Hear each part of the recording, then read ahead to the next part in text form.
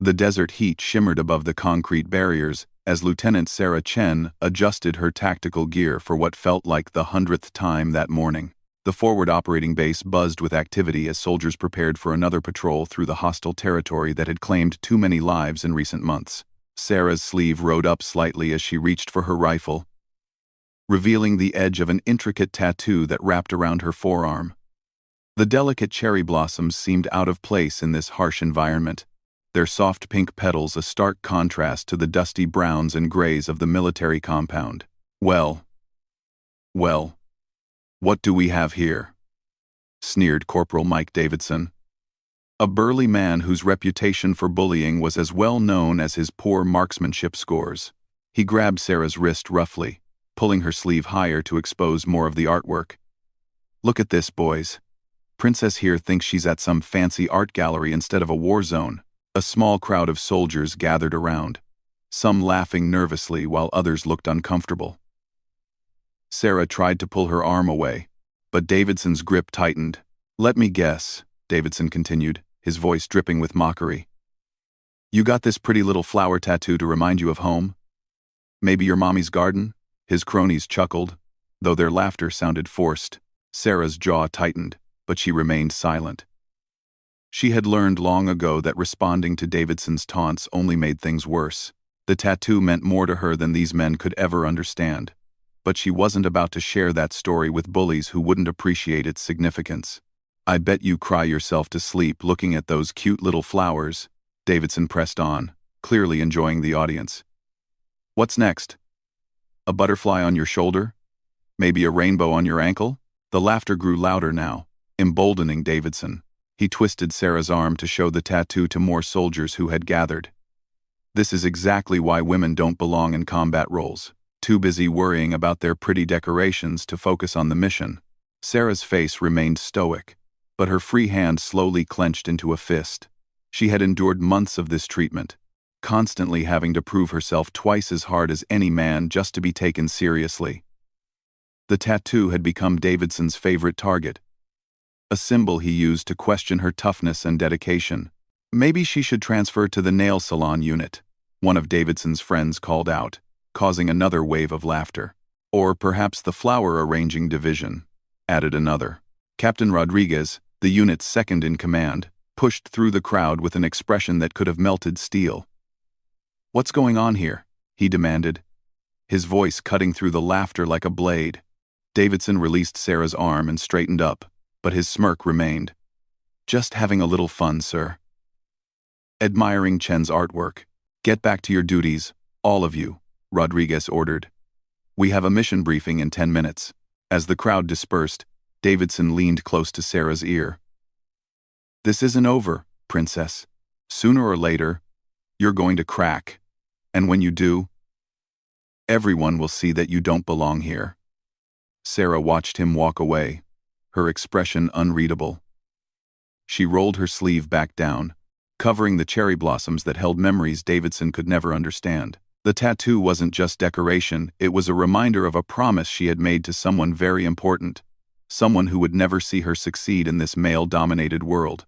Later that afternoon, the briefing room filled with tense energy as Commander James Mitchell, a decorated Navy SEAL with silver threading through his dark hair, stood before a map covered in red markers indicating enemy positions.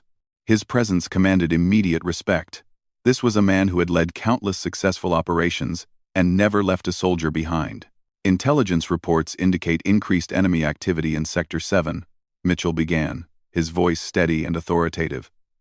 We've lost contact with a reconnaissance team that went dark 36 hours ago. Our mission is search and rescue, with possible hostile engagement. Sarah listened intently, taking mental notes of every detail. This was her chance to prove herself on a real mission, not just another patrol or training exercise.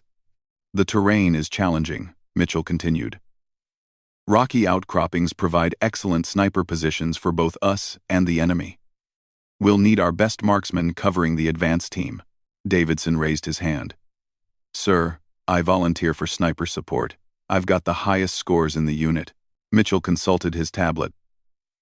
Actually, Davidson, your scores are third highest. Chen takes point as primary sniper. The room fell silent. Sarah felt every eye turn to her, some surprised, others skeptical. Davidson's face reddened with embarrassment and anger. "Sir, with all due respect," Davidson protested, "I don't think Chen has the nerve for this kind of operation. She might fold under pressure." Mitchell's gaze hardened. "Are you questioning my tactical decisions, Corporal?" "No, sir, but—" "Then we proceed as planned. Chen, you'll take overwatch position on the North Ridge. Davidson, you're on communications." As the briefing concluded and soldiers filed out, Sarah caught Davidson's furious glare. She knew this mission would be more than just a test of her skills. It would be a battle for respect that she had been fighting since the day she enlisted. The cherry blossoms on her arm seemed to pulse with warmth beneath her sleeve, reminding her of the strength that had brought her this far. Tomorrow, she would finally have the chance to show everyone exactly who Lieutenant Sarah Chen really was. The pre-dawn darkness wrapped around the mountains like a heavy blanket as Sarah settled into her sniper position on the rocky outcropping. Her rifle, a customized M24 that she had personally zeroed countless times, felt like an extension of her body. Through her scope, she could see the advance team moving carefully through the valley below, their heat signatures glowing green in her night vision. Commander Mitchell's voice crackled through her earpiece. "Overwatch. Report status. Position secure, sir. I have eyes on the target building. No movement detected yet," Sarah whispered, her voice steady despite the adrenaline coursing through her veins. 300 meters below, Davidson struggled with the radio equipment, his fumbling clearly visible even from Sarah's elevated position. She had to resist the urge to shake her head at his incompetence. This was exactly the kind of critical moment where his arrogance could cost lives. "Contact. Enemy snipers in the eastern rocks." Lieutenant Johnson's panicked voice burst through the radio. Chaos erupted in the valley as muzzle flashes lit up the darkness. The advance team dove for cover behind scattered boulders, while enemy fire rained down from multiple positions. Sarah's trained eyes immediately began scanning for threats, her breathing controlled and rhythmic. "Overwatch. We need immediate suppression on those sniper positions," Mitchell commanded, his voice tight with urgency. Through her scope, Sarah spotted the first enemy sniper, a dark figure partially hidden behind a rock formation, approximately 400 meters away. The target was well concealed, visible only when he shifted to take aim at her teammates below. Sarah's finger found the trigger as she calculated wind speed, distance, and elevation in a matter of seconds. Her grandmother's voice echoed in her memory, speaking in gentle Mandarin about patience and precision, the same qualities that had made cherry blossoms the symbol of their family's strength. The rifle kicked against her shoulder, and the enemy sniper dropped instantly. "One down," she reported calmly. But there was no time to celebrate. A second muzzle flash erupted from a different position, and she heard Corporal Williams cry out as a bullet found its mark. "Williams is hit," someone shouted over the radio. Sarah was already tracking the second sniper when she noticed movement much closer to her position. An enemy soldier was climbing the same ridge, attempting to flank her while she was focused on the valley. He was only 50 meters away and closing fast. Moving with fluid precision, Sarah rolled from her prone position and drew her sidearm in one smooth motion. The enemy soldier raised his rifle just as she put 2 rounds, center mass. He tumbled backward down the rocky slope. "Overwatch. Status report," Mitchell's voice demanded. "Second sniper down, and I've eliminated a flanking threat." "Continuing suppression," Sarah responded, already back behind her rifle. A third enemy sniper had revealed his position by firing at the rescue team attempting to reach Williams. This shot would be the most challenging yet nearly 500 meters in difficult wind conditions, with the target using superior cover. Sarah controlled her breathing, feeling her heartbeat slow as she entered what her instructors had called the zone, that perfect state where everything else disappeared, except the target and the shot. The cherry blossom tattoo on her arm seemed to warm beneath her sleeve, connecting her to the memory of her grandmother's steady hands as she taught a young Sarah how to focus completely on a task. The wind shifted. Sarah adjusted her aim and squeezed the trigger. The distant enemy sniper pitched forward and didn't move. "All enemy snipers neutralized," Sarah reported. "Advance team is clear to move." But the celebration was premature. Davidson's panicked voice suddenly filled the airwaves. "Commander, We've got a problem. Large enemy force approaching from the south, at least 20 hostiles. Through her scope, Sarah could see the approaching enemy soldiers. They were using the terrain expertly, moving in coordinated teams that suggested professional military training rather than insurgent fighters. Overwatch, can you see them? Mitchell asked. Affirmative, sir. They're using the dry riverbed for approach. I count 22 hostiles, armed with automatic weapons and RPGs. The enemy force was moving to surround Mitchell's team, using a classic pincer movement that would trap the rescue mission in a deadly crossfire. From her elevated position, Sarah was the only one who could see the full scope of the threat. Sir, they're going to cut off your escape route in approximately 3 minutes, Sarah warned. Mitchell's response was immediate. Can you slow them down? Sarah was already adjusting her position for maximum coverage. Affirmative. Engaging now. What followed was a masterclass in precision shooting that few soldiers ever witnessed. Sarah moved between targets with mechanical efficiency, each shot carefully calculated to create maximum disruption of the enemy advance. She targeted key personnel, first leaders, RPG operators, and machine gunners who posed the greatest threat to her trapped comrades. One by one, enemy soldiers fell to her perfectly placed shots. Some dove for cover. Others retreated. But the coordinated advance faltered as confusion spread through their ranks. Overwatch is keeping them pinned, someone shouted over the radio, but Sarah knew she couldn't hold them indefinitely. Her ammunition was running low, and the enemy was beginning to identify her position. Soon they would bring concentrated fire on her ridge, making her position untenable. Commander, you have a narrow window, Sarah transmitted. Move now while they're disorganized. What about you, Chen? Sarah was already packing her gear, preparing for a fighting withdrawal down the treacherous mountain slope. I'll provide cover and extract separately. Go. As Mitchell's team began their escape, carrying the wounded Williams between them, Sarah laid down covering fire that kept the enemy soldiers pinned behind whatever cover they could find. Her shots were so accurate and rapid that the enemy force believed they were facing multiple snipers. When her last magazine ran empty, Sarah slung the rifle across her back and began her descent down the rocky cliff face. Behind her, angry shouts in a foreign language indicated that the enemy had finally reached her former position. Moving through the darkness with the same precision she applied to her shooting, Sarah navigated terrain that would have been challenging in daylight. The cherry blossom tattoo that Davidson had mocked seemed to pulse with warmth, reminding her of the inner strength her grandmother had always said came from honoring both tradition and duty. As she reached the valley floor, Sarah could see the lights of the rescue helicopters approaching in the distance. Mitchell's team had made it to the extraction point safely, and Williams would survive to fight another day.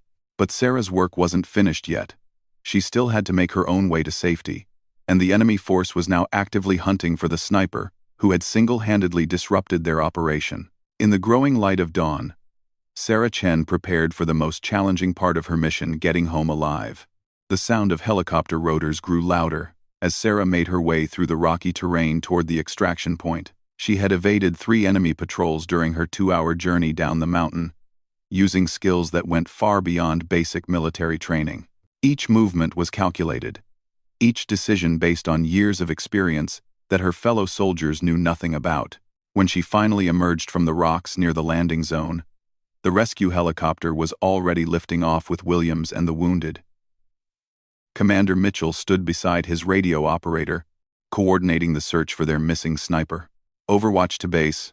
I'm at the primary LZ, Sarah transmitted as she approached. Mitchell spun around, his expression shifting from relief to amazement as he saw her walking calmly out of the wilderness. Chen, how the hell did you make it down here so fast? Took the scenic route, sir, Sarah replied with a slight smile, though her eyes remained alert as she scanned the perimeter. Within minutes, the second helicopter touched down to extract the remaining team members. As they lifted off, Mitchell stared at Sarah with newfound respect. During the flight back to base, he reviewed the mission reports on his tablet, shaking his head in disbelief at the numbers.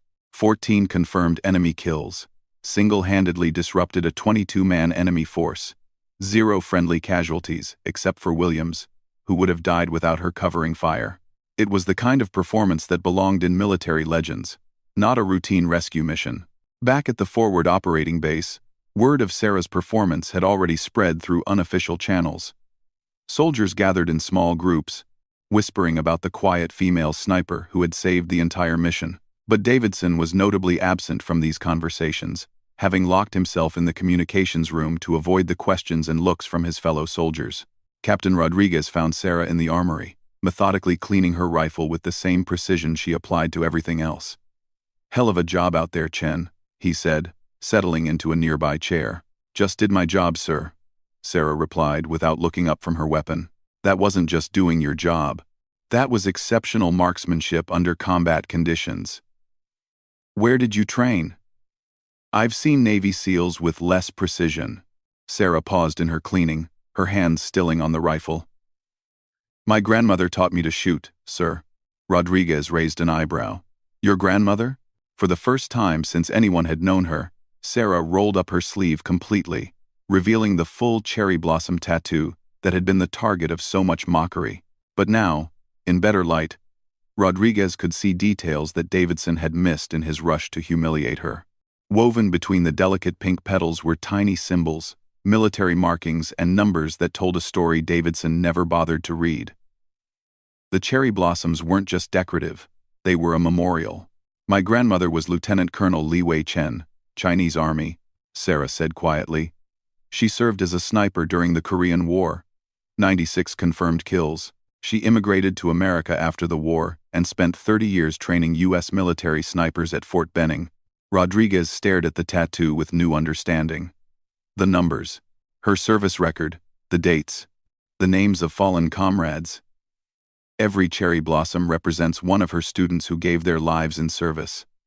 Sarah's voice remained steady, but there was deep emotion behind her words. "She taught me that precision isn't about the gun, it's about the heart. About protecting those who depend on you." "Why didn't you tell anyone?" Sarah resumed cleaning her rifle. "Some people hear the story and see strength. Others just see another reason to doubt. I prefer to let my actions speak." Before Rodriguez could respond, Commander Mitchell appeared in the doorway. His expression was serious as he approached them. "Chen, I need to speak with you privately," he said. Rodriguez excused himself, leaving Sarah alone with the SEAL commander. Mitchell studied her for a long moment before speaking.